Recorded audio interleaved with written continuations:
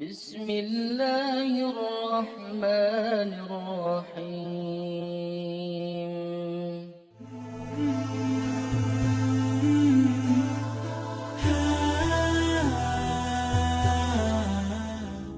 Assalamualaikum warahmatullahi wabarakatuh. Alhamdulillah, kita bisa berjumpa lagi di channel ini. Salawat dan salam selalu dan tetap tercurahkan kepada junjungan kita Nabi besar Muhammad sallallahu alaihi wasallam.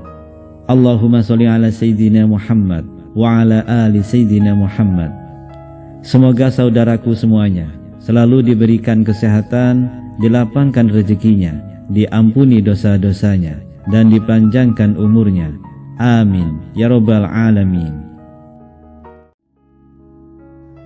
Sahabat beriman yang dirahmati Allah, dalam kehidupan sehari-hari kita kerap kali mendapati hewan kecil yang mengganggu, dan tak jarang kita pun membunuhnya karena alasan yang tidak jelas, bahkan tanpa merasa bersalah sedikit pun.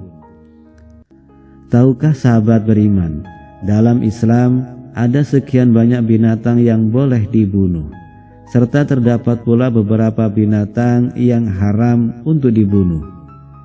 Jadi tidak semua hewan kecil boleh kita bunuh, walaupun populasinya tidak terbatas. Terkait haramnya membunuh beberapa binatang, itu mempunyai dasar baik dari Al-Quran maupun hadis Nabi. Tiap-tiap dari binatang yang haram dibunuh itu pasti mempunyai alasan. Untuk itu sebagai umat Islam sudah sepantasnya kita perlu mentaati tentang hal tersebut. Berikut ini adalah 5 binatang yang haram untuk dibunuh di dalam ajaran Islam. Yang pertama adalah semut. Sahabat beriman yang dirahmati Allah, semut jadi salah satu binatang yang dipercayai selalu bertasbih kepada Allah Subhanahu wa Ta'ala. Binatang kecil tersebut juga merupakan bala tentara Allah yang terbanyak. Semut sebagai salah satu binatang yang dilarang untuk dibunuh dalam agama Islam. Dari Abu Hurairah radhiyallahu anhu bahwa Rasulullah Shallallahu Alaihi Wasallam bersabda, salah seekor semut sempat menggigit salah seorang nabi. Kemudian nabi itu menyuruh seseorang untuk mendatangi sarang semut serta membakarnya. Namun Allah kemudian menurunkan wahyu kepadanya, apakah cuma sebab seekor semut menggigitmu, lalu kalian membasmi satu umat yang senantiasa bertasbih kepadaku? Hadis riwayat Muslim. Kadang kita sendiri sering lupa untuk senantiasa bertasbih kepada Allah, tapi kita malah membunuh semut yang notabene senantiasa melakukan ibadah. Yang sering kita lupakan yaitu zikrullah dengan bertasbih. Maka dari itu, marilah kita bertaubat dan memohon ampun kepada Allah apabila kita sering melakukannya.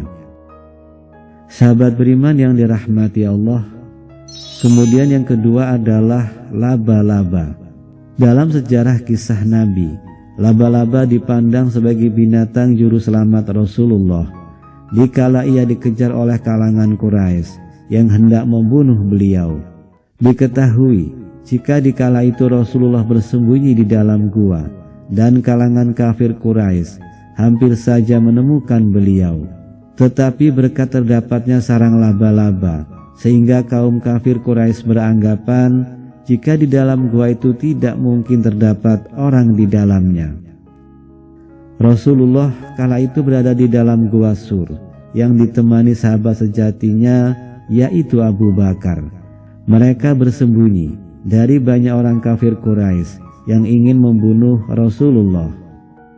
Orang-orang itu kemudian mendatangi mulut gua guna memastikan apakah betul Nabi Muhammad serta Abu Bakar terdapat di dalamnya.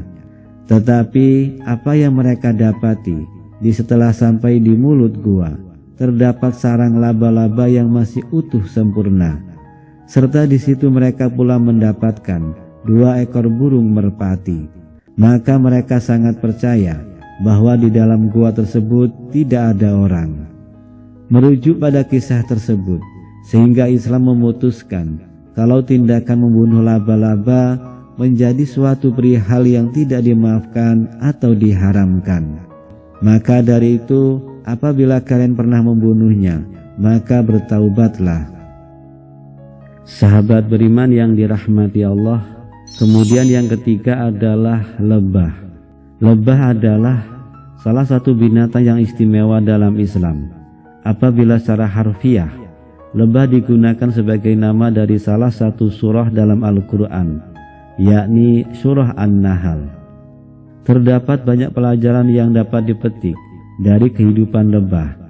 Salah satunya yaitu lebah selalu memakan sesuatu yang halal, rezeki yang baik, serta halal.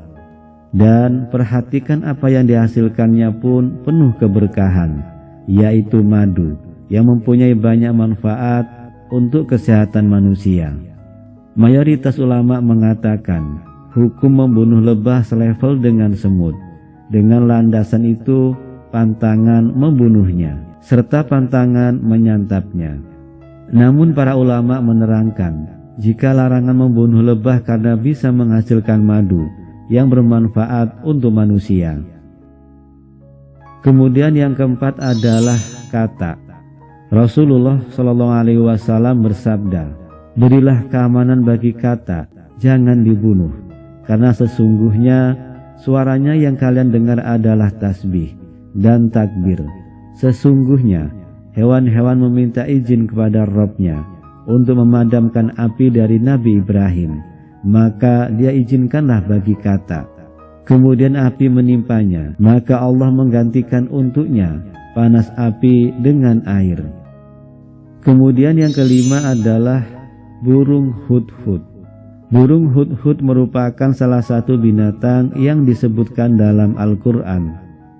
Burung ini sangat terkenal dalam kisah Nabi Sulaiman karena menjadi utusan yang mengantarkan pesan Nabi Sulaiman kepada Ratu Bilqis.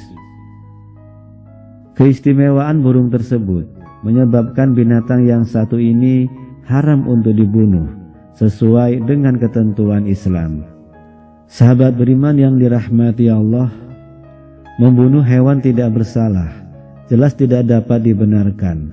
Kita boleh membunuh hewan jika keberadaannya akan mengganggu keselamatan kita. Oleh sebab itu, mulailah hari ini untuk berhati-hati dalam bertindak, walaupun itu hanya membunuh hewan kecil sekalipun.